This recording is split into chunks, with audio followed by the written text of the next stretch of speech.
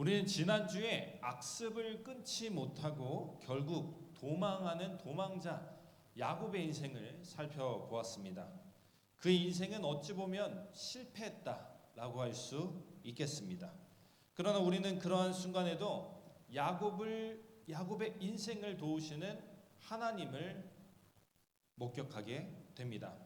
이런 모습을 보면서 누군가는 이렇게 생각하지 않을까요? 하나님은 되게 편애하시는 분이구나. 될 놈은 어떻게든 되는구나 라는 생각을 할 수 있습니다. 과연 진짜 성경이 하나님의 그런 모습, 편애하는 모습을 보여주고 싶었던 것일까요? 오늘 우리 인생이 심는 대로 거두는 인생임을 살펴보려고 합니다. 그리고 하나님을 의지하는 그 인생이 얻게 되는 그 유익에 대해서 살펴보려고 합니다. 먼저 그 전에 야곱의 인생을 우리는 살펴봐야 됩니다. 우리는 창세기 28장에서 하나님께 축복받는 야곱의 모습을 보게 됩니다. 13절의 말씀입니다. 함께 읽어보겠습니다. 시작. 또 본즉 여호와께서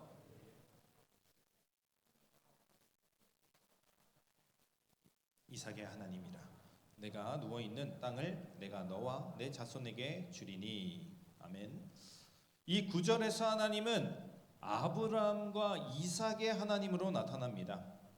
야곱이 받았던 그 축복은 사실 그가 잘나서 그의 믿음이 대단해서 받았던 것이 아니라 그저 아브라함이 이삭이 하나님께 축복받기 합당한 그러한 삶을 살았기 때문에, 그리고 그들의 뒤를 이어 그 축복을 받았기 때문에 얻게 된 것이었습니다.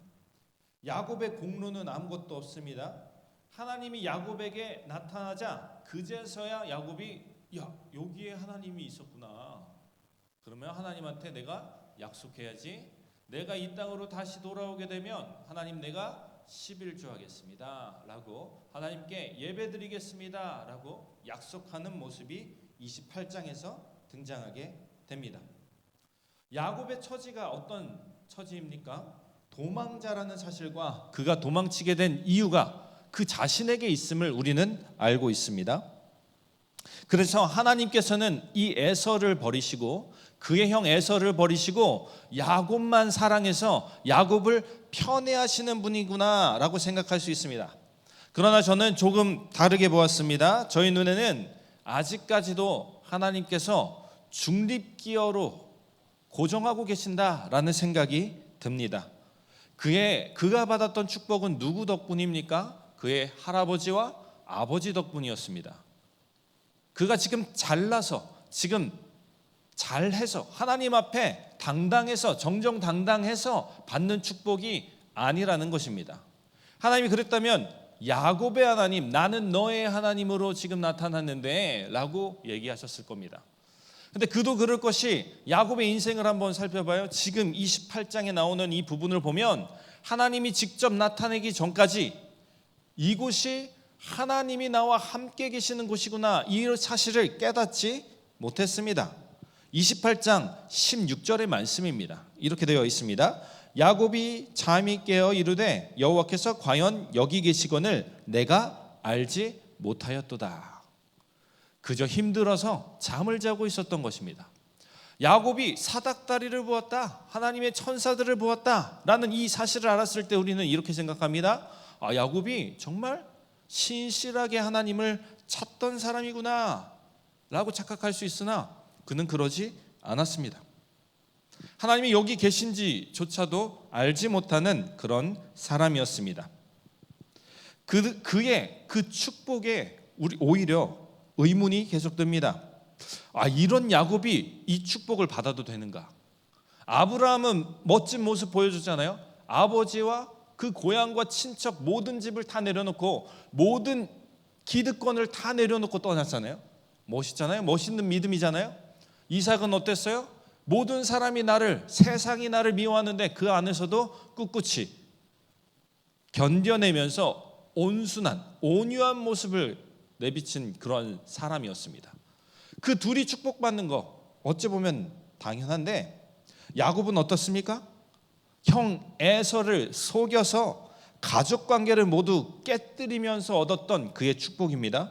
심지어 본인이 간절히 기도할 때 얻은 축복이 아닌 전적으로 하나님이 와오셔서 하나님께 기도하다가 하나님을 만난 것이 아니라 하나님이 찾아오셔서 하나님을 만난 케이스라는 것입니다. 이런 야곱의 모습을 보았을 때 과연 이 야곱은 축복받아도 되는가라고 의문이 계속됩니다. 계속해서 야곱의 인생을 살펴보겠습니다. 야곱은 계속 안전하게 라반의 집, 삼촌 라반의 집에 이르게 됩니다. 그는 그곳에서 운명의 여인을 만나게 됩니다. 사실 이 부분도 살펴보면 누구라도 저 사람은 운명의 여인이다라고 생각할 수 있는 그런 여인이었습니다. 왜 그러냐면 좀 더 개역개정 번역보다 새 번역 성경이 좀 더 노골적으로 야곱의 그 모습을 표현하거든요. 29장 17절의 말씀 새 번역으로 보면은 레아는 눈매가 부드럽고 라헬은 몸매가 아름답고 용모도 예뻤다. 정말 멋진 여성이 눈앞에 있는 겁니다.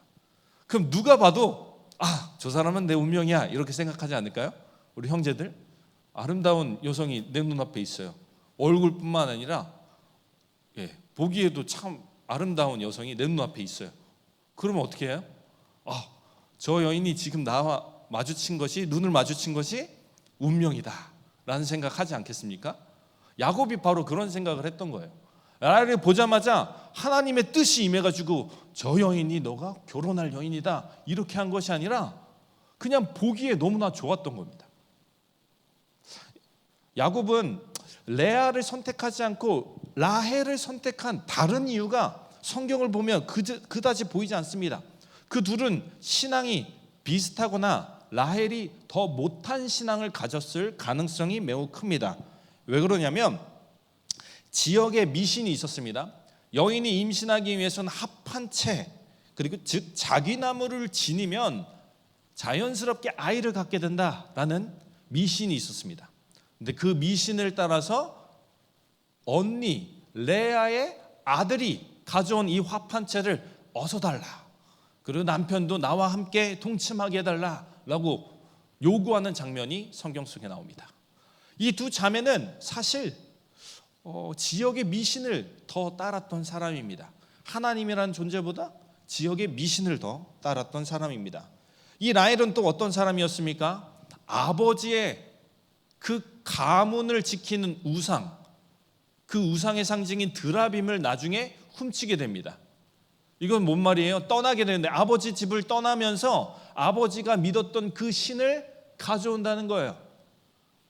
그 우상을 가져와서 계속해서 앞으로도 나는 하나님이 아닌 우상을 믿겠다라는 신앙을 가진 사람이 바로 라헬이었어요. 이것을 종합해 봤을 때 야곱이 라헬을 선택할 때 외모 말고는 아무것도 선택한 게 없는 거예요. 이유가 없는 거예요. 그 근거가 없는 거예요. 예쁜 여성을 보면 당연히 아름답게 여기는 것이 당연한 거 아닙니까? 목사님, 그게 잘못입니까? 라고 이제 저한테 따질 수도 있을 것 같습니다.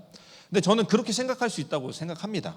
그러나 아름다운 여인을 보고 반하는 것이 무엇이 나쁘다라고 얘기하는 것이 아니라 제가 보고자 하는 것은 무엇이냐면 야곱이 지금 현재 성숙한 신앙의 반열에 오르지 못했다는 것을 이야기하고자 함입니다. 가끔씩 우리는 성경을 이미 알고 있는 지식으로 성경을 읽게 됩니다. 야곱이라는 사람은 축복받은 사람, 하나님께 이름도 하나님을 이겼다 해서 이스라엘로 바뀐 사람, 이 선입견을 가지고 성경을 읽다 보니까 야곱은 우리와 좀 다른 사람이야. 야곱이 뭔가 잘못해도 그 이유가 있겠지라고 넘겨짚습니다. 하지만 우리와 비슷한 처지였다는 것을 우리는 기억해야 합니다. 이후 야곱은 자신이 형 에서에게 행한 대로 삼촌에게 그대로 당하게 됩니다. 아니요, 더 혹독하게 당하게 됩니다. 창세기 29장 25절에서 27절의 말씀, 오늘 말씀 전에도 야곱이 속임을 당했는데 한번 25절에서 27절의 말씀을 읽어보겠습니다. 시작. 야곱이 아침에 보니 레아라 라반에게 이르되 외삼촌이 어찌하여 내게 이같이 행하셨나이까? 내가 라헬을 위하여 외삼촌을 섬기지 아니하였나이까? 외삼촌이 나를 속이심을 이니까? 라반이 이르되 언니보다 아우를 먼저 주는 것은 우리 지방에서 하지 아니하는 바이라. 이를 위하여 내가 또 나를 7년 동안 아멘. 삼촌 라반이 처음에 이 야곱이 자신에게 찾아왔을 때 감동했어요. 감격이 있었어요. 마음에 감동이 있었어요. 자신의 피부치를 오랜만에 만났기 때문이에요. 리브가 어떻게 헤어졌는지 알죠? 다음날 바로 그냥 떠난 나의 여동생이었습니다. 그 여동생이 자녀를 낳았구나. 이렇게 아름다운 멋진 청년이 되어서 내 조카가 이렇게 찾아왔구나 라는 생각으로 기특하다라는 생각을 했습니다. 그렇게 야곱은 한 달 동안 아무런 보수 없이 삼촌 라반을 위해서 일하고 있습니다. 그때 너무 안타까운 거야, 라반의 입장에서. 그래서 너에게 무엇을 줄까? 어떤 보수를 줄까? 먼저 선처를 주는 그런 라반의 모습을 우리는 볼 수가 있습니다. 그저 마음 착한 외삼촌일 뿐이었습니다. 그런데 라반에게 욕심이 생겼던 것 같습니다. 오늘 본문을 읽어보면 알겠지만 낮에는 더위와 밤에는 추위를 무릅쓰고 눈붙일 겨를도 없이 일하는 거예요. 이런 직원이 내 밑에 있어. 얼마나 든든해요? 근데 이 직원이 이제 떠난대. 퇴사를 하겠대. 이직을 하겠대. 그럼 어떻게 생각할까요? 너무나 배가 아픈 거야. 배알이 꼬이는 거야. 그래서 그 안에 라반이 욕심이 생긴 겁니다. 7년 동안 묵묵히 자신을 위해서 헌신했던 이 야곱이 떠난다고 하니까 안 되겠는 거야. 그래서 라헬을 주기로 했던 그 결혼식 날 불이 다 꺼지면, 이제 몽골 같은 데 가면 이제 불이 하나도 없으면 아무것도 안 보이는 거 아시죠? 그곳에서 레아를 보낸 거예요. 그래서 아침에 눈을 딱 뜨니까 레아가 있는 거예요. 아름다운 나의 라헬은 어디 갔냐? 이제 눈매가 부드럽다고 했는데 약간 우리 동양인의 눈매 같아요. 약간 부드러운 눈매. 근데 저는 그것도 아름답다고 생각합니다. 저희 도윤이가 아직 쌍꺼풀이 없는데 저는 쌍꺼풀이 없었으면 좋겠어요. 전 개인적으로 남성이 쌍꺼풀이 없는, 제가 할 말은 아닌데 제가 너무 짙어서 그런지 아무튼 다른 여성이 누워 있는 거예요. 그러니까 너무 싫은 거야. 그래서 삼촌한테 막 묻고 따지죠. 내가 7년 동안 어떻게 고생을 했는데, 이토록 고생했는데 주어진 것이 삼촌, 당신이 나를 어떻게 속일 수 있느냐라고 하는 거예요. 그러니까 라반이 말도 안 되는 얘기를 합니다. 우리 고장에서는 언니가 먼저 결혼을 해야 돼. 그러면 내가 그래, 너 마음 알겠어. 내 딸 정말 귀하지만 내가 7일 동안만 일하고 앞으로 7년 동안 더 이후에 일하면 내가 라헬도 줄게. 7일 동안만 참아. 그러면 너 라헬도 너가 가질 수 있어. 너의 아내가 될 거야 라고 속입니다. 그래서 결국에 14년 동안 삼촌 라반에게 쥐락펴락 당하는 우리 야곱의 모습을 볼 수 있습니다. 여러분이 만약에 소설이나 영화를 볼 때 주인공이 뭔가 막 답답하게 막 행동해. 그냥 저거 좀 눈 감지, 좀 그냥 시키는 대로 하지 왜 굳이 저렇게 정의롭게 살아? 이런 답답함이 있지 않습니까? 주인공이 잘못되면. 그런데 이 모습을 볼 때 저는 그렇게 그다지 막 답답하지 않습니다. 왜 그럴까 생각을 했을 때 야곱이 이미 했던 일이 있어서 그래요. 에서 자신의 형을 그렇게 속였잖아요. 그리고 자신의 가정을 다 무너뜨렸거든요. 그런 야곱이 잘 되면은 뭔가 이상한 것 같아. 뭔가 잘못되어 가고 있는 것 같아. 그런데 그 야곱이 이렇게 처절하게 당하고 있으니 뭔가 통쾌한 기분이 듭니다. 야곱이 7년 동안 진짜 밤낮 없이 그렇게 열심히 일했으니까 여러분들도 진짜 청년들 가운데 밤낮 없이 야근하는 청년들 있다고 여러 번 들었습니다. 그래도 적어도 약간 야근 수당이라고 약간 있잖아요. 근데 우리 야곱은요 다 빼앗겼어. 이제 은행원으로 일하는 친구 누나가 은행원으로 일한다고 해서 들었더니 빨리 퇴근하려고 이게 수가 안 맞으면 그냥 자기 돈을 그냥 얼마 그냥 넣고 그냥 마감 처리해버린다고 이런 얘기를 하더라고요. 우스갯소리겠죠? 그러진 않겠지만 그 정도로 우린 빨리 퇴근하고 싶고 빨리 이 일에서 벗어나서 큰 보수를 받고 싶은데 야곱은 그런 것은 꿈도 못 꿨어요. 꿈도 못 꾸고 매일같이 종처럼 부림당하는 야곱의 모습이었습니다. 그렇게 7년 동안 야곱이 성실하게 일하니까 라반은 욕심이 생기는 거예요. 이 야곱을 조금 더 데리고 있으면 그렇게 조금 더 하다가 결국 20년의 시간이 흘러버린 것입니다.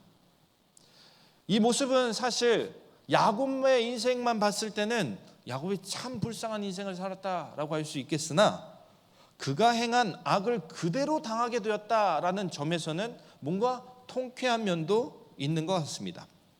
라반은 여기에 머물지 않고 더한 행동을 일삼습니다. 오늘은 정확하게 살펴보진 않겠습니다. 오늘 정확하게 살펴보면 한 4시쯤 끝날 것 같아서 제가 생략을 했습니다. 창세기 30장에서 라반은 야곱에게 주기로 했던 그 몫을 제대로 얻지 못하게 하고자 야곱에게 줄 몫을 자신의 아들들에게 먼저 줘버려요. 그리고 야곱의 재산이 불어날 수 없는 환경을 만들어 놓습니다. 근데 이때 성경 속에서는 우리가 현재 알 수 없는 대목이 나와요. 야곱이 뭐 자기 나무를 어떻게 해가지고 그 줄무늬가 있는 아롱진 뭐 염소를 막 양들을 만들었다 했는데 이건 유전학적으로도 오늘날 해석이 되지 않습니다. 저는 이 부분을 어떻게 해석했냐면 야곱이 노력을 한 거예요. 지혜를 짜가지고 당시의 지혜를 짜가지고 자신의 재산을 불어내려고 했지만 결국에 쓸모없는 짓이었다는 거예요. 쓸모없는 짓이었지만 하나님이 이 야곱을 축복하셔서 그의 양떼가 불어나게 했다라고 우리는 30장의 말씀을 해석할 수 있습니다. 이 대목에서 우리가 깨달을 수 있는 교훈은 무엇이냐면 하나님께서 모든 악한 것들을 스스로 심판하신다는 것입니다. 에서의 억울함 누가 풀었습니까? 바로 하나님이 풀었습니다. 야곱에게 안갚음을 하시면서 인과응보 그대로 그가 그 악한 대로 악을 행한 대로 갚게 만드셨습니다. 라반도 마찬가지입니다. 라반도 야곱을 향해서 악을 행합니다. 그 악을 누가 갚으십니까? 하나님이 갚으셨다는 것을 우리는 알 수 있습니다. 마지막으로 우리가 살펴볼 부분은 이겁니다. 야곱이 눈치채지 못하는 그 사이에 스스로 악의 구렁텅이로 빠져들고 있었다라는 이 부분입니다. 야곱의 집안에 들어온 악을 살펴보려 합니다. 야곱과 그의 모든 집안 사람들은 라반을 피해 도망칩니다. 더 이상 라반의 만행을 두고 볼 수는 없었습니다. 심지어 그의 딸들이 하는 말입니다. 아버지가 우리를 팔고 우리를 외국인같이 여긴다라고 얘기합니다. 아버지와 절연해버리자. 이미 아버지가 우리를 버렸다라고 얘기하는 겁니다. 그래서 이런 대우를 견딜 수 없어서 야곱과 그의 가정은 도주합니다. 그런데 이를 가만히 두고 볼 라반이 아니죠. 3일 후에 야곱이 도망갔다는 소식을 듣는데 이를 따라잡습니다. 3일 만에 3일 길을 먼저 간 이 야곱의 무리를 따라잡습니다. 기어코 내가 이 야곱을 잡겠노라 했던 것이죠. 그래서 잡아서 얘기를 합니다. 이 라반이 올 때 그냥 오지 않았어요. 이 똑똑한 사람, 이 지혜로운 사람, 이 교활한 사람이 그냥 오지 않았어요. 내가 너를 쫓을 수밖에 없었던 그 이유 하나를 얘기합니다. 바로 나의 드라빔, 나의 우상이 사라졌다라는 이야기를 하는 겁니다. 그래서 야곱이 당당하니까, 야곱은 모르는 일이었죠. 라헬이 몰래 드라빔을 가져왔으니까 야곱은 모르는 일이었습니다. 그래서 당당하게 그 드라빔, 삼촌 당신의 물건을 가진 내 가족들이 있으면 그 사람 내놓을 테니 죽여버리십시오. 이렇게 당당하게 얘기한 거예요. 그런데 다행히도 라헬이 기지를 발휘해가지고 아버지가 못 들어오게 해서 넘어가게 됩니다. 그래서 그 이후에 오늘 본문 말씀이 등장하는 거예요. 노발대발하는 야곱의 모습이 등장하죠. 도대체 라반 당신은 나의 20년 동안 나를 부려먹었으면 됐지 이제는 얼토당토하는 그런 이유를 가지고 나에게 찾아옵니까? 라고 노발대발합니다. 그래서 결국 언약을 맺고 라반은 물러가게 되죠. 그런데 이 부분을 보면서 악한 거를 잘 넘어갔네? 이 위기를 잘 넘어갔네? 로 보셔서는 안 됩니다. 이 드라빔, 이 작은 우상, 작은 악이 야곱의 집안에 들어오게 됨으로써 이 야곱의 집안이 점점점 무너지는 모습을 우리는 이후 성경을 통해 볼 수 있습니다. 세겜 땅에 이 야곱이 거류하게 되죠. 그 거류하게 되면서 이방 민족들과 함께 교류하게 되는 거예요. 세겜 족속들과 함께 교류하게 되는 거예요. 그런데 일반적인 아브라함의 모습을 가진 사람이었다면, 만약에 야곱이 아브라함이었다면 아브라함은 이런 행동하지 않았을 거예요. 이방 민족들과 교류하지 않았을 거예요. 왜요? 그들이 가진 우상들과 그들이 문화, 그들이 향유하고 있는 그 문화가 욕망 덩어리이기 때문에, 하나님을 멀리하는 것이기 때문에 아브라함 같았으면 그거를 거절했을 거예요. 가족들이 같이 하지 못하도록, 같이 놀지 못하도록 만들었을 거예요. 그런데 야곱은 그러지 못했어요. 왜 그랬을까? 야곱의 가족들은 왜 세겜 사람들과 어울렸을까? 쉽게 어울릴 수 있었을까? 그것을 저는 드라빔이 그들 가운데 있었기 때문이다라고 봅니다. 이방 민족들이 믿었던 그 우상이 이미 들어와 있습니다. 이미 익숙한 것이죠. 이미 악한 것에 빠져 있는 상태입니다. 그러니까 더한 악도 이 야곱의 집안들이 쉽게 들어들이게 되는 것입니다. 그래서 결국 어떻게 됩니까? 이 악한 문화 속에서 가장 큰 피해자가 등장합니다. 바로 딸 디나였습니다. 딸은 성폭력을 당하게 됩니다. 딸 디나가 허구한 날 세겜 땅에 가서 이런 일이 일어났다라는 얘기가 아닙니다. 그 딸 디나는 그런 위기 가운데 노출된 상태였다는 것을 이야기하는 것입니다. 딸은 그렇게 됐고요. 아들들은 어떻게 되었습니까? 세겜 족속들을 다 죽여버리는 대량 학살을 벌인 참담한 일들이 야곱의 가정 가운데 일어나게 됩니다. 이 모든 일들이 어디서부터 시작되었느냐? 바로 드라빔을 가져오면서 시작되었다라고 저는 봅니다.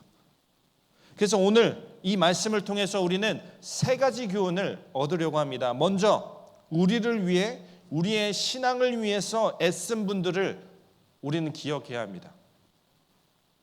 그분들이 있었기 때문에 우리가 지금 축복을 받았다라는 것을 기억해야 된다는 것입니다.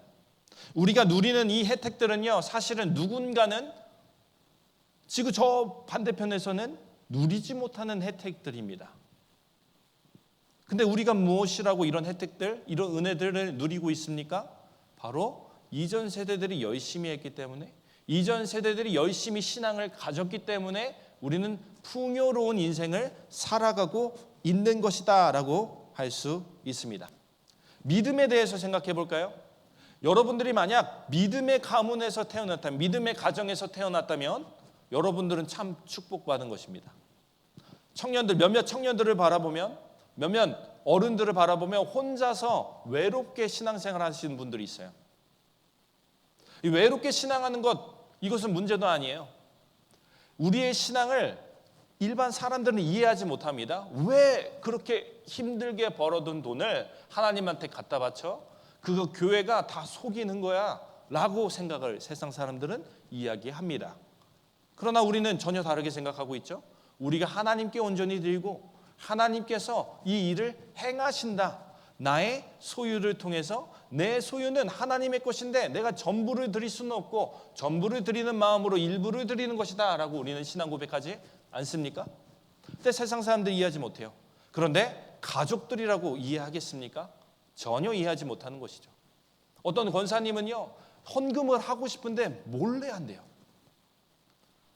뭐 나중에 결혼하면 아시겠지만 남편들이 이렇게 비자금을 이렇게 조금씩 이제 뭐 사고 남은 돈 이렇게 비자금을 막 액자에 놓고, 저는 근데 그런 일 하지 않습니다. 저는 그런 일 하지 않는데 다른 친구들이 그러더라고요. 액자에 놓고 그리고 이제 결혼하실 분들, 이제 여성분들 이제 여성분들 보시면 그 결혼식 그 액자를 한번 앨범을 보시면 분명히 뭐가 있을 거예요. 네, 아무튼 저는 전혀 그러지 않습니다. 저는 그러지 않는데 다들 친구들이 그러더라고요. 아무튼 이 비자금을 모으듯이 비자금을 모아서 자신의 욕망을 위해서 쓰는 거잖아요. 그거는. 그런데 어떤 집사님이, 어떤 권사님이 그렇게 비자금을 모아서 몰래 남편 몰래 헌금을 하는 모습을 저는 보았습니다. 참 외롭겠다, 참 힘들겠다라는 생각이 듭니다. 우리가 가지고 있는 것들, 심지어 신앙조차도 우리가 가볍게 여길 수 있는 믿음의 가문에서 태어난 것, 이것조차도 어찌 보면 우리는 큰 은혜를 받았다라고 생각할 수 있습니다. 야곱도 마찬가지였어요. 그의 인생을 평가할 때 저는 지금 이 시점에서 하나님을 만났던 그 베델에서 만났던 그 시점에서 이 야곱의 신앙 점수를 저는 10점, 100점 만점 중에 10점을 줘도 후히 줬다라고 생각합니다. 왜 그렇습니까? 지금 방금 형을 속이고 도망하던 이 야곱입니다. 이 야곱을 누가 축복하겠습니까? 그런데 하나님은 이 야곱을 만나 주셨습니다. 심지어 이 야곱은 하나님이 나와 함께 계신지도 모르고 있는데 그 안에서 하나님이 만나 주셨다는 거예요. 참으로 축복받은 인생이 아닐 수 없어요. 그런데 이 야곱이 축복받았던 이유는 그가 잘나서 그의 인생이 그냥 앞으로 잘 풀릴 거라서 그런 것이 아니라 할아버지 아브라함과 아버지 이삭의 믿음이 견고했기 때문에 받은 축복이라는 것입니다. 그럼 우리도 돌아봐야겠죠. 내가 이 정도면 괜찮아 라는 생각을 하십니까? 나는 이 정도면 성공한 것 같아 라는 생각을 하십니까? 우리는 무언가 축복을 받은 것입니다. 내가 잘나서가 아니라 하나님 그리고 나의 앞선 세대들, 나의 부모님으로부터 받았던 은혜가 크기 때문에 축복을 받았다 할 수 있습니다. 이런 마음을 가진 우리라면 어떻게 해야 되겠습니까? 겸손해야 합니다. 겸손하게 늘 감사하며 살아갈 수밖에 없는 이유입니다. 우리가 뭐라고 이런 큰 은혜를 주셨냐고 하나님께 감사할 수밖에 없는 우리의 인생입니다. 두 번째로 우리는 우리의 인생이 현재 미완성이라는 것을 깨닫습니다. 또 우리의 신앙이 완성으로 향해 간다는 것을 깨닫게 됩니다. 야곱의 신앙은 미성숙한 신앙이었습니다. 그 미성숙함이 어떤 일을 초래했나요?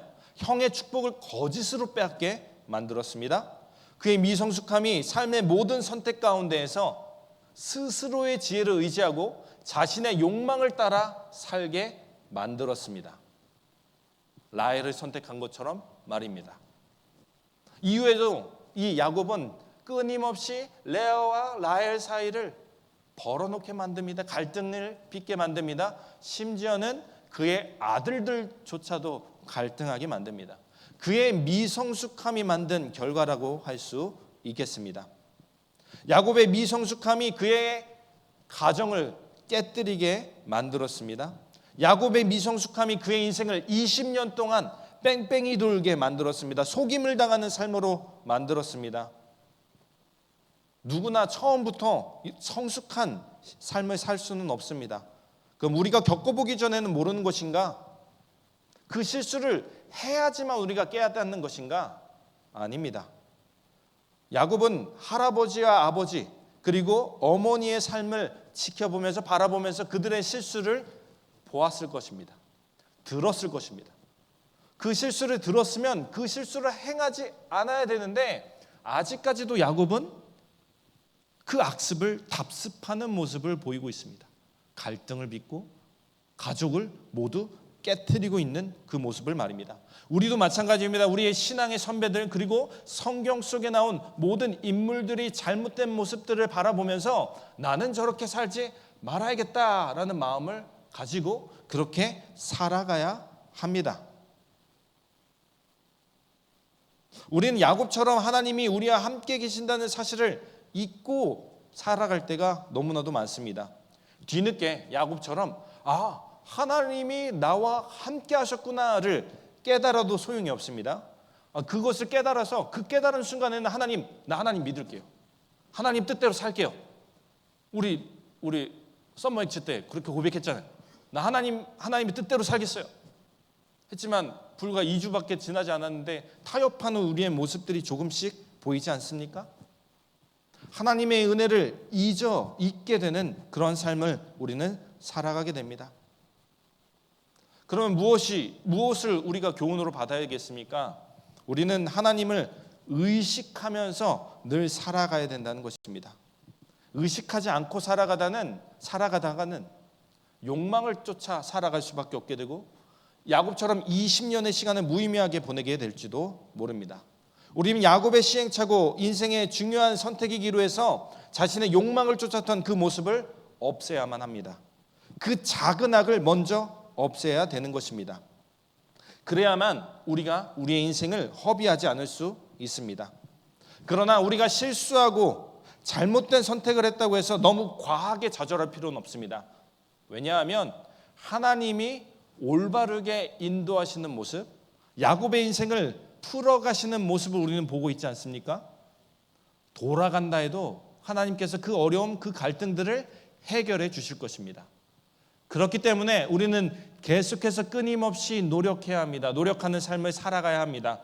그런 노력하는 삶을 살아갈 때 하나님께서 우리의 미완성인 이 인생을 완성으로 뒤바꿔 주실 것입니다.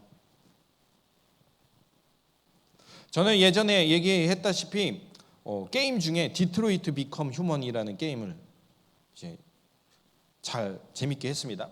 30개의 엔딩이 있습니다. 어떤 선택지를 하는지에 따라서, 그리고 그 과정 속에서 한 100가지의 그런 이야기들, 에피소드들이 여기에 들어있다고 합니다. 저는 이 생각을 하면서, 여러분 썸머엑치 준비위원회 사람들도 프로그램 준비했잖아요. 그 게임을 준비하면서 얼마나 많은 고민을 했어요. 얘네들이 이런 질문을 하면 어떡하지? 갑자기 막 불을 켜겠다고 하고 막 갑자기 소리를 지르고 막 안 하겠다고 도망가 버리면 어떡하지? 이런 고민들 많이 하지 않습니까? 그럼 게임 제작 단계에서는 고민이 참으로 많을 거예요. 그런데 우리는 한 가지 결론으로 만들어 놨잖아요. 그런데 이 게임은 30가지 이상의 엔딩이 있으니 얼마나 개발 단계에서 고민이 많았을까요? 그런데 더 고민 많은 존재가 있는 것 같아요. 바로 하나님이에요. 우리의 인생에는 30가지 정도의 엔딩이 아니라 수백 가지, 수만 가지의 엔딩이 있습니다. 우리가 잘못된 길을 갈 때 하나님은 끝나버렸네, 다시 지우고 새 게임 시작해야겠다, 이렇게 하실까요? 그 안에서 다시 게임을 만드시는 거예요. 다시 전략을 세우시는 거예요. 얘가 어떻게 하면 올바른 길을 갈 수 있을지. 하나님을 더 이상 우리가 곤란하게 만들지 않았으면 좋겠습니다. 우리 게임 만드신 분들 다 아시잖아요. 이 게임이 잘못되면 어떡하지, 그 고민들 했잖아요. 근데 하나님은 수없이 그 실패를 하면서도 계속해서 그 개발자의 인생을 살아가고 있습니다. 그래, 너무 하나님을 그렇게 생각하지 않아도 돼요. 하나님은 자발적으로 우리의 인생을 선하게 인도하시기 위해서 노력하는 분이시기 때문입니다. 그래서 우리에겐 두 가지 현명한 선택, 인생의 태도를 취할 수 있습니다. 먼저 우리가 미성숙한 선택을 할 수 있다는 것을 늘 기억하는 것입니다. 신앙인들 가운데에서 나 정도면 괜찮지라는 사람들이 있어요. 그 사람들이 꼭 큰 실수를 벌이게 됩니다. 우리는 미완의 존재예요. 미완성의 존재이기 때문에 우리는 우리의 인생을 망쳐버릴 수 있습니다. 그래서 그 망치지 않기 위한 최소한의 노력, 성경들의 인물을 통해서, 인생의 선배들, 신앙의 선배들의 모습을 통해서 그 모습, 잘못된 모습을 반면교사 삼을 수 있는 우리가 되어야 합니다. 다음으로 우리가 실수할 수 있음을 인정하는 것입니다. 우리는 실수할 수 있어요. 그 실수한 그 상태에서 계속해서 실패하는 인생을 반복하는 것이 아니라 계속해서 끊임없이 올바른 것을 바라보면서 하나님의 뜻을 찾아가면서 살아가는 여러분이 될 때 하나님의 그 선하신 결말을 여러분들은 볼 수 있을 겁니다. 결국에는 하나님이 야곱의 인생처럼 여러분들의 인생을 선하게 만들 거예요. 차이는 무엇이냐면 어떤 사람은 1년 만에, 어떤 사람은 20년 동안 계속해서 돌고 돌다가 하나님의 편으로 들어올 수 있다는 것입니다. 그래서 우리는 선하신 하나님의 그 계획하심을 믿고 하루하루 열심히 살아갈 수 있어야 합니다. 사실 이렇게 열심히 살아라 라고 얘기하는 것이 청년의 때에 얼마나 이제 귀에 딱지가 않도록 듣기 싫은 말인지 저도 또한 알고 있습니다. 어른들이 얘기하죠. 청년 때는 가능성의 때다. 뭐든지 할 수 있다. 내가 여러분들의 나이였으면 내가 이것도 하고 저것도 했어. 이런 얘기 많이 듣지 않습니까? 저만 듣나요? 이런 얘기를 많이 들어요. 그런데 한 가지를 모르고 계신 것 같아요. 그분들이 살았던 그 세상과 오늘날 세상이 너무 다르다는 거예요. 출발선이 이미 너무 달라져 있고, 우리가 백날 모아도 일반 회사원의 돈으로 집 하나를 구할 수 있습니까? 우리는 미완성의 인생을 앞으로도 살아갈 수밖에 없는데, 그 인생을 두고 열심히 살아라 라고 얘기하는 것이 어찌 보면 폭력이 된다 생각을 합니다. 하지만 그럼에도 불구하고 하나님의 선한 계획이 있다는 이 사실은 부정할 수 없습니다. 부인할 수 없습니다. 그래서 그 선한 계획을 믿고 열심히 하자는 것입니다. 그냥 무턱대고 그냥 열심히만 살아라, 그러면 여러분들이 성공할 것입니다 하면 저는 사기꾼이죠. 그런데 그것이 아니라 하나님을 믿고 여러분들의 인생을 선하게 인도하실 하나님을 믿고 나아갔으면 좋겠습니다 라고 얘기한다면, 그것은 하나님의 말씀을 전하는 목사라고 할 수 있는 것입니다. 여러분, 그 미완의 인생을 하나님께 내어드리십시오.